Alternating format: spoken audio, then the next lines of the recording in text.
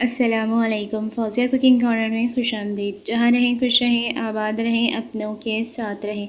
अगर अभी तक आपने मेरे चैनल को सब्सक्राइब नहीं किया तो जल्दी से सब्सक्राइब कर लें ताकि मेरी मज़ेदार सी रेसिपियाँ आपको आसानी से देखने को मिल सकें। आज बीज कीमा शेयर करूँगी आपके साथ। 5 कप गिर तेल में एक नॉर्मल प्याज को डालकर फ्राई करना है। जब प्याज फ्राई हो जाएगी तो उसमें 2 टेबल स्पून लहसुन अदरक का पेस्ट डाल देना है। इसको भी अच्छी तरह से सौते करना है। जब लहसुन थोड़ा कलर चेंज कर देगा अपना, तो फिर हम इसमें शामिल करेंगे कीमा।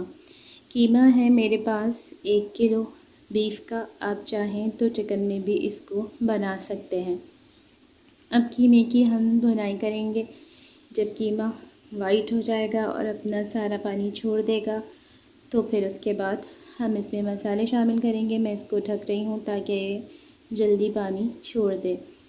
तो अब कीमा जो है वो भुन चुका है, आप देख सकते हैं इसका कलर भी चेंज हो गया है। थोड़ा थोड़ा सा इसको कूट लेते हैं, ये थोड़ा मोटा है। अब मैं इसमें शामिल करूँगी मसाला जार, जिनमें मेरे पास है पिसी लाल मिर्च 2.5 टेबल स्पून, 1.5 टेबल स्पून नमक, 1.5 टेबल स्पून पिसा धनिया और 1 टीस्पून भरकर हल्दी।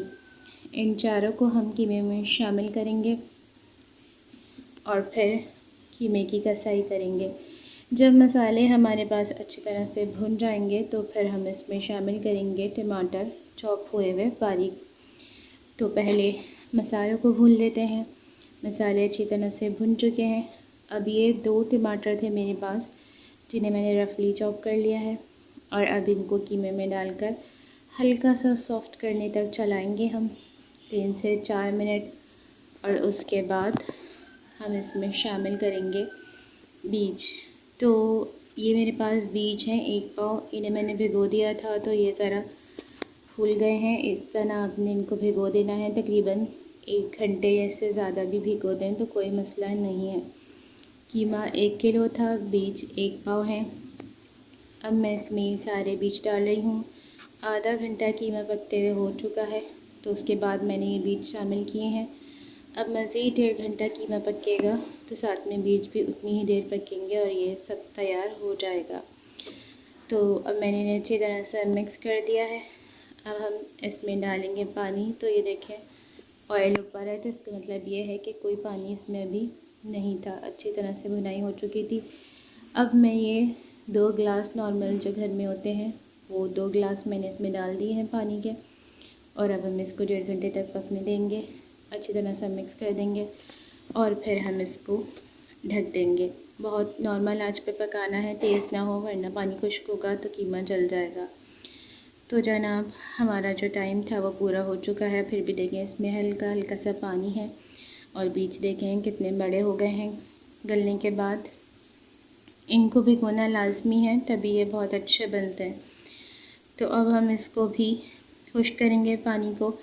लेकिन अब मैं इसमें डालूँगी अदरक बारीक कटी हुई 3 से 4 टेबल स्पून और उसके बाद इसमें मैं हरी मिर्ची शामिल करूँगी 5 से 10 अदद कटी हुई इस तरह से। और अब हम इसको देंगे दम 5 मिनट का। तो ये जो थोड़ा सा पानी है ये भी खुश्क हो जाएगा और फिर इन द एंड हम इसमें डालेंगे हरा धनिया। ये थोड़ा थोड़ा सा पानी है, मैं इसे दम पे रख रही हूँ ताकि हरी मिर्च और अदरक थोड़ा सा जूस छोड़ें अपना इसमें और थोड़ा कलर चेंज करें। तो ये देखें 10 मिनट हो चुके हैं और भुनाई अच्छी तरह से हो चुकी है। ऑयल ऊपर आ चुका है जैसा कि आप देख रहे हैं। तो इसका मतलब होता है कि भुनाई हो चुकी है, कोई एक्स्ट्रा पानी अब इसमें नहीं है। तो ये आप ज़रूर बनाइएगा, बहुत मज़े का बनता है ये।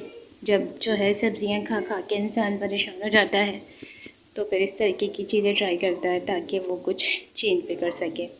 अब इसमें हरे धनिया की 1 गड्डी है, मैंने इसको काट लिया था, अब इसको काट लिएगा और फिर इसमें डाल दीजिएगा।